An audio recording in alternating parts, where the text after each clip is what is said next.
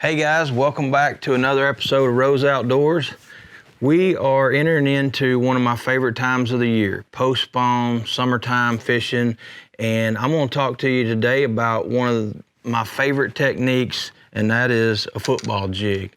I'm going to go into what, where, when, and why. We're going to talk about it a little bit in the boat, and then we're going to go out on one of my favorite bodies of water, Pickwick, and let y'all see some action of me catching some on a football jig. So y'all come along with me on the show called The Football Jig.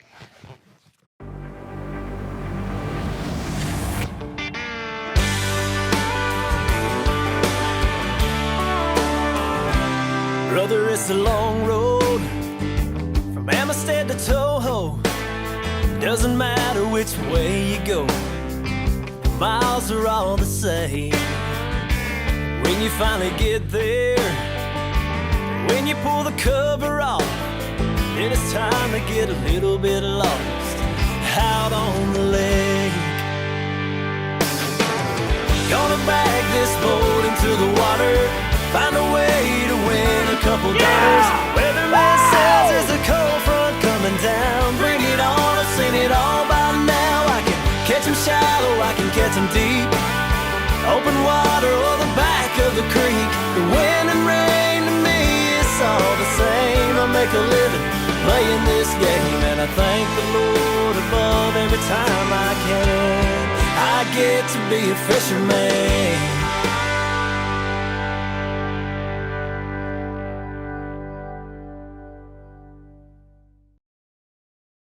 All right, guys, I've got some football jigs out here, and I'm just going to tell you what I like about a football jig, why, the ones that I throw, colors, line, rods, all that kind of stuff. And then we're going to show you today some footage of me catching some on a football jig. But this is the time of the year when I like to get out off the bank. And Tennessee River is one of my favorite places to go fishing. We've got a tournament coming up, MLF, on Chickamauga. I'm sure I'll be utilizing a football jig there. But a football jig is one of the baits that I like throwing. I'm not going to say the most, but it's right up there close because I like really deep cranking too. But a football jig is just so efficient because when I see those fish down there on the bottom with my electronic, it's all about finding them first.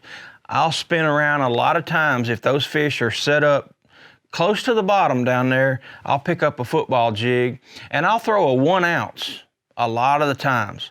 A 3/4 ounce and a 1 ounce probably get the biggest part of the time or the play, but I'll throw a 1/4 all the way up to a half outside of those as well. And I'll tell you a little bit about the times when I do that. But when I find them on my electronics, I see them down there close to the bottom. A lot of times I'll fire a 1 ounce football jig down there, and this is probably my favorite one. A 1 ounce Strike King, just a green pumpkin jig, green pumpkin trailer. I like the 1 ounce because it gets down there pretty quick and it'll stay down there. Now, if I feel like I gotta really fish them, like if I'm counting the rocks and it's a subtle bite, which that's the way it is a lot of times, then I'll throw a 3/4 ounce football jig like this most of the time. Always, it's a Rage Crawl trailer. I say always. Every now and then I'll throw a Menace when I'm when it's bluegill season, right there, June, late May, June, and I want a really fast fall and I'll hop my jigs up a lot more than normal, I'll throw a Menace trailer. I'll throw Summer Crawl is one of my favorite colors there. Just have a little watermelony chartreuse in there to mimic those bluegill.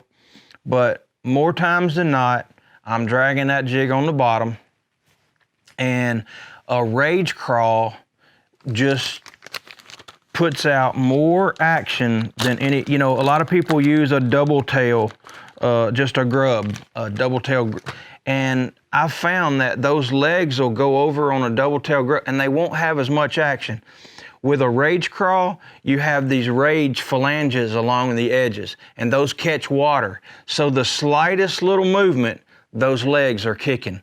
So I throw a Rage Crawl most of the time on my football jig. It just gives me a lot of action, and I know when I'm moving that jig that trailer is moving. Now, 9 times out of 10, I'm biting the first 2 rings off. I don't like the rage chunk. I do like the rage chunk, but I don't carry the rage chunk in my boat because I do a lot with this. I'll put it behind a punch skirt. I'll flip it. I'll bed fish with it. I put it on several of my swim jig trailers and things like that. So, and a lot of times I want it long whenever I'm around. If I go to Fork or Falcon or somewhere that's got those giants in it, I'll leave my trailer long. But 9 times out of 10, I'm biting 2 rings off right there, and that's the chunk. Now that leaves 1 more ring than what a rage chunk would be. So I like it just a little bit longer than a rage chunk, not quite as long as a full rage crawl. And then you'll notice when you do that, that sets it. If you set it right up there where above the rage the keeper on there, then that puts your crawls right below where the skirt is, and it just gives that really compact, good profile. And let me tell you the reason why I like a Strike King football jig. I know I'm sponsored by Strike King. I've been with them for 22 years, love the company, love everything about it. But there's a reason why I will say that this is the best football jig out there. It's because the way it's built, it has a streamlined line tie. It's down there, it's really tight, almost recessed. It's so tight on the head, almost reset. I mean, it's so tight to the head that it won't snag all the muscles and things like that. It's got the perfect length of the shaft of the hook. It puts it back there away from the line tie, away from the weed guard just a little bit. And a fish, well, if you notice, every time you unhook a fish, that's eating a football jig, the line ties out, the hook's back to they come up behind it and they suck it in like that. So that puts that hook back there away from everything where you get a really good hook up. You don't want it real tight up here, a really short shank hook. So it's got the perfect weed guard. It's not too stiff and it's not too light. You don't get hung up as well. And it's got a really good trailer keeper. So many jigs out there, if you'll notice, it's got a sharp point and it comes back and there's a gap in between that tip and the inner part of that, allowing a place for that plastic to set in and grab a bite right there. And it's just so efficient. You can fish it all day and your trailer does it. You don't have to keep putting your trailer back on there is what I'm saying. A lot of them just have a little nub right there or a little ring and you have to add super glue and all that, and I hate that. So everything about this football jig I just really love. There's no reason not to use a Strike King football jig. The price is great. You can get them at Midway USA all day long. We got the great colors. Every now and then I'll tie something like I have some tied up in living rubber that I'll hand tie, or I'll add a little, sometimes I add some with a little bit more scale and really gin clear water. Most of the time I throw green pumpkin or black and blue just right out of the package. I've just caught so many on our green pumpkin that I just throw it right out of the pack. But every now and then I'll get some time and I'll get over there on my little vise and I'll tie some in different colors.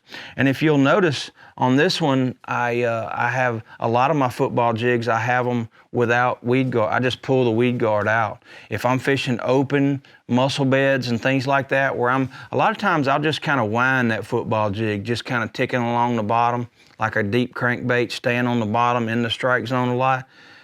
If you'll notice at Red Crest, when we were at La Crosse a few years ago, the one Edwin won, I'm sitting there winding that football jig, and people were asking me, "What? You ain't throwing no football jig?"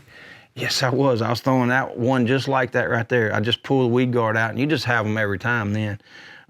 They just get really hooked really well. But getting back to the profile, so I'll add this. I can chase rabbits all day long with football jigs because I love just talking about them. I love this bite. I love messing with them. So when you thread that on there, after you bite 2 rings off, you just have a really good, perfect profile. Sometimes if I'm fishing around spots and smallmouth, I'll bite that extra ring off and I'll take it And Aaron Martins taught me this trick a long time ago by turning your football jig upside down, getting your skirt, just kind of play with it a little bit, getting your skirt out there where it's kind of laying evenly, even amount on each side of the weed guard, and taking it and grabbing it, keeping it down there like that, and grabbing it and just trimming straight across. And when you trim straight across, going upside down like that, when you let it down, it just kind of flows naturally like something that's not cut off straight. You see that? Can y'all see that? Where it kind of starts up here and it goes down and it comes back up. Just a good looking profile. If you cut it straight across, it just doesn't look as natural. So that's the profile. Again, I'll throw sizes all the way from a 1/4 ounce up to a 1. I really like the little finesse. This is a 1/4 ounce finesse football jig. I love this one in the Ozarks early in the year.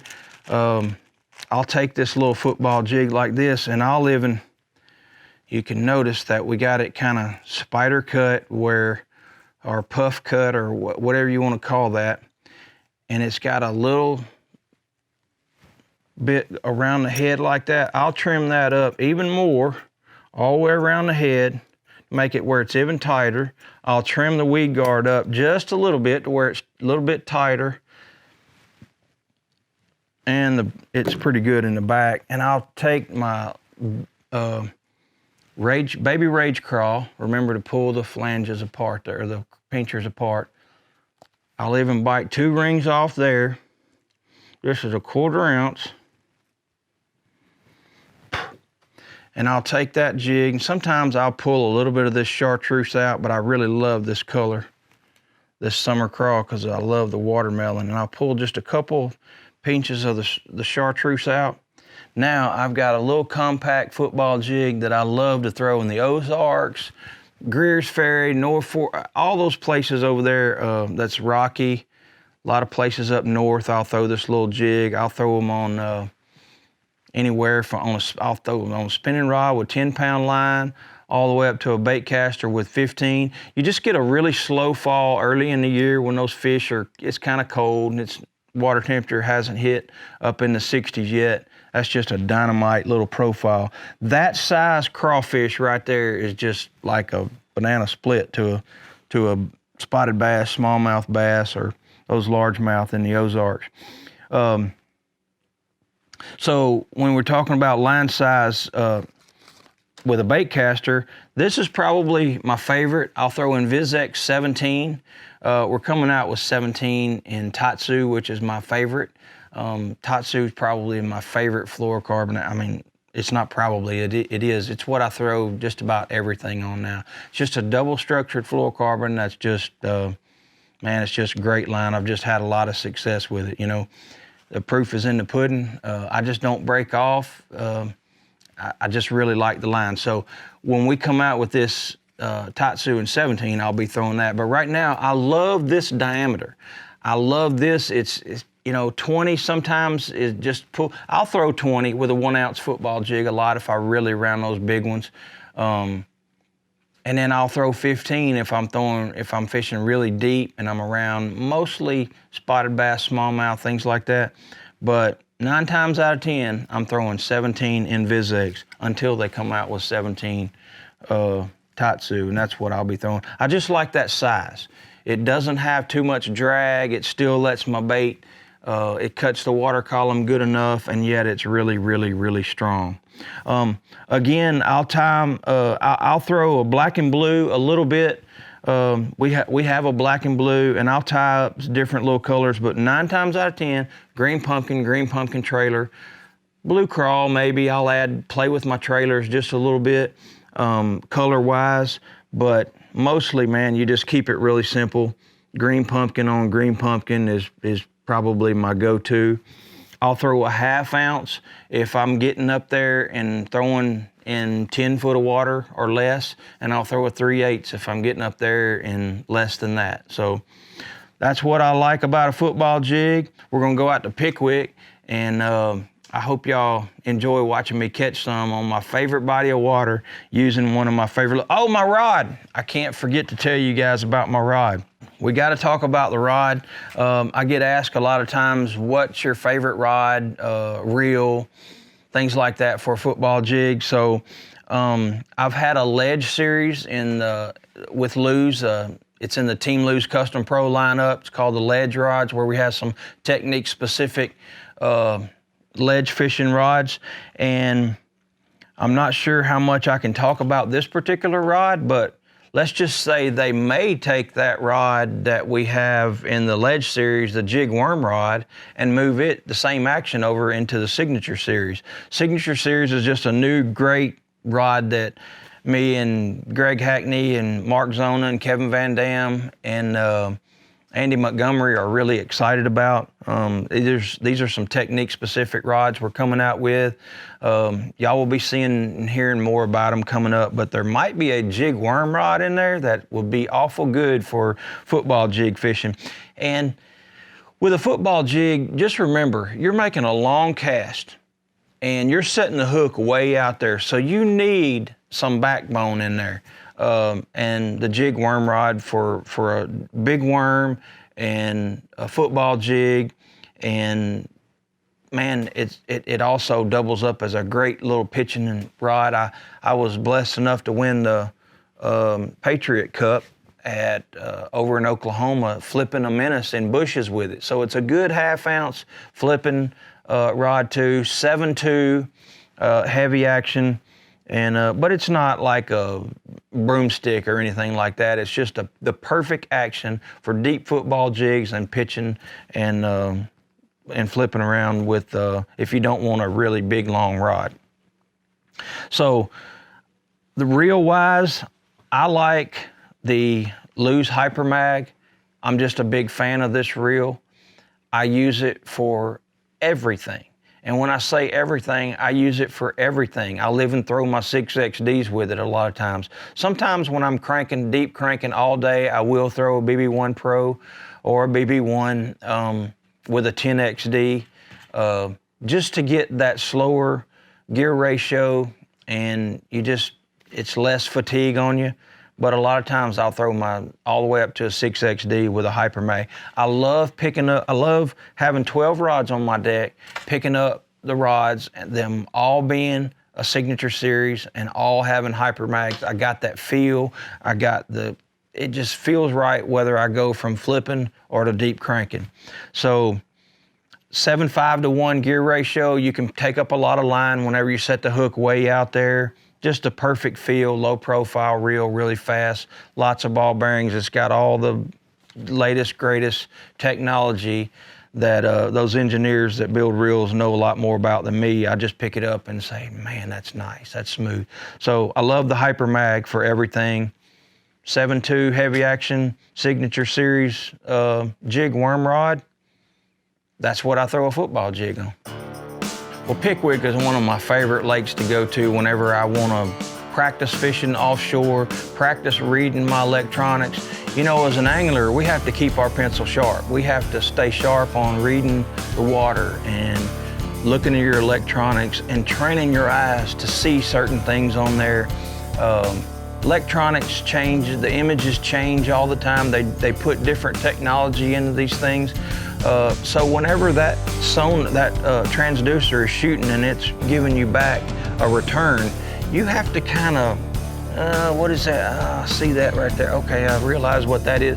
And you have to kind of read the fish, where they are in the water column and how big they are, the big the return is, and your different settings. So Pickwick's just a place that I can go to. It's a very unique fishery where it has everything. It's got good shallow fishing.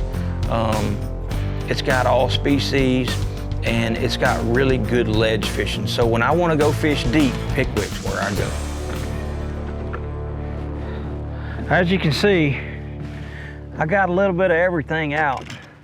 Shadowlicious, shaky head, 6XD, bullworm, spoon, football jig, swim bait. These fish were kind of on that point close to the bottom. So I'm gonna throw a football jig out there.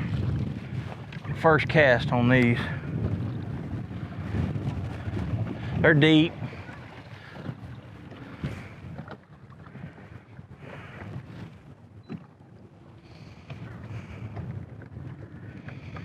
I marked them right when I come across them. Even though I've caught fish here before. I know my waypoint where I've caught them in the past, but they were even off to the side of that. So never go and just throw on old waypoints and stuff. Man, these fish move around, people move them around.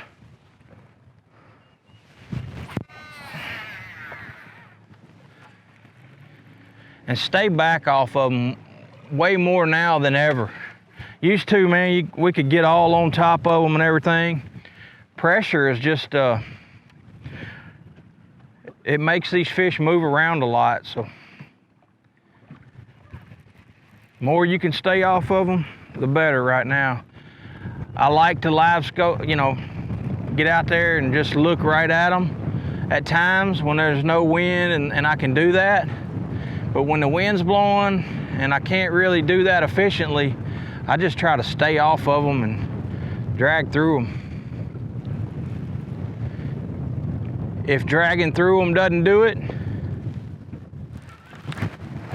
like it did it right then I'll start hopping that jig. But right then, they were on the bottom when I saw them. I threw out there right where they were on the bottom and got a nice chunk.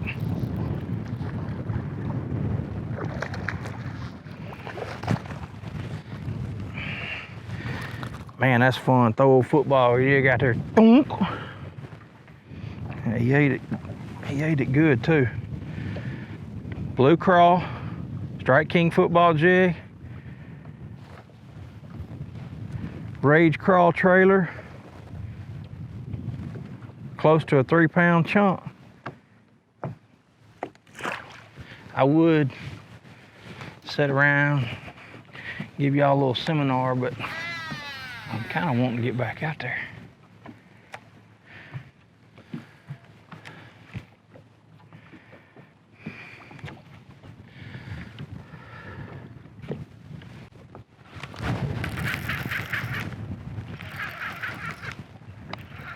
Man, I caught him over. Don't!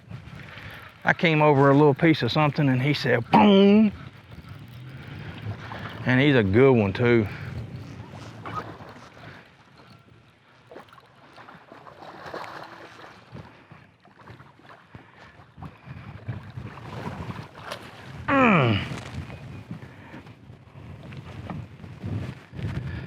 All right, here's what I'm gonna do. So I've been talking a lot to Aaron Martins lately. I call with him. I call and talk to him, pray with him over the phone, check on him. Y'all keep Aaron Martin in your prayers. He's battling cancer. He's taking chemo this morning, and we were talking. He said, bro, send me some pictures. So we're gonna send Aaron Martin a picture of that right now. Let me get where is my cell phone?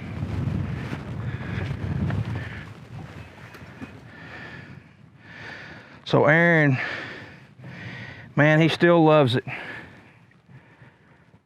I told him I was gonna have him on the show. Let me get up here and get this fish off. All right, I'm gonna text Aaron a picture of this bad boy. I'm fixing to release this one right now. But as you can see, that's a good 3-pound chunk.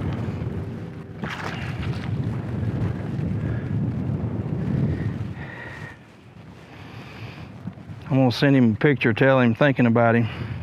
Your electronics is everything when trying to fish offshore. These are your eyes under the water.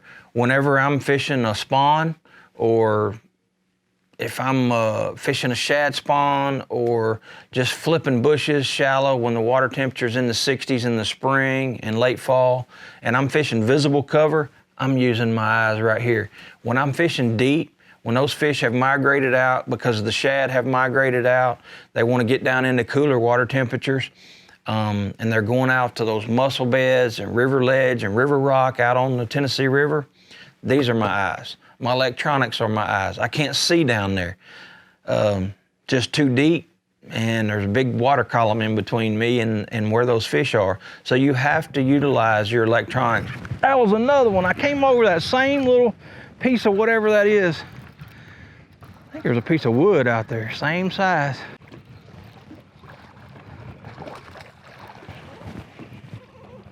Nothing is any funner than a football jig bite. And look how they get, look, that's why I like a football jig. You got one hook right there, right in the top of his mouth.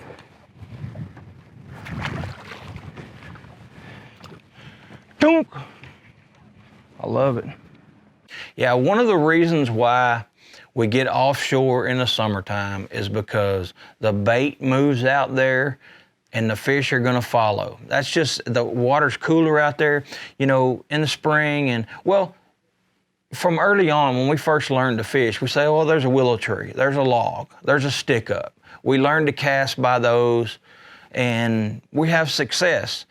If we don't ever take that to the next level, then we'll be fishing shallow cover along with a lot of other just people that haven't taken their fishing to the next level, which is fine. If that's the way you want to keep your skill and keep it simple like that, that's great. But if you want to take it to the next level, be more advanced, win tournaments, you've got to get out there where those fish have moved from, where the bait has moved from, where the bluegill has moved from, because it's the surface temperature is hotter, it's cooler down there, the bait has moved down there, that's their dinner plate where those mussel beds are and things like that. And you got to get away from there and keep up where the biggest population of fish are out here. Don't stay up there where your visible eyes can see. Ugh. So we went out, we started in the creek here, found a few fish, caught some fish. I said, well, we'll just go out on the river. Went out on the river and it is blowing bad. We only had a couple hours to spend here this evening, and came back in the creek, found another little wad of them. So we've caught plenty of fish today. Had a good time out here throwing the old foosball jig and doing a little ledge fishing. Hopefully you guys learned a few things today, and we're gonna come back again. I'm actually gonna bring Aaron Martins out here just as soon as we get back from Florida. We're gonna try to talk to him today, and gonna try to get our schedules lined up. But you guys be praying for Aaron. He's a sick man, and based on science and what the doctors are saying, boy, it ain't looking good for Aaron. But he's a fighter. He believes in God Almighty, and you know, if you're hurting, a lot of people across the world that are hurting, and in God's word, He tells us that He heals the brokenhearted. He heals the brokenhearted and bandages their wounds. He loves us so much. He cares for us, and I know that He loves Aaron. Aaron's gonna fight hard for him. He's gonna fight that good fight, and you never know. Aaron might be around to 100 years old out there fishing like Noah. But man, I just want to thank everybody for tuning in to Rose Outdoors. God bless you.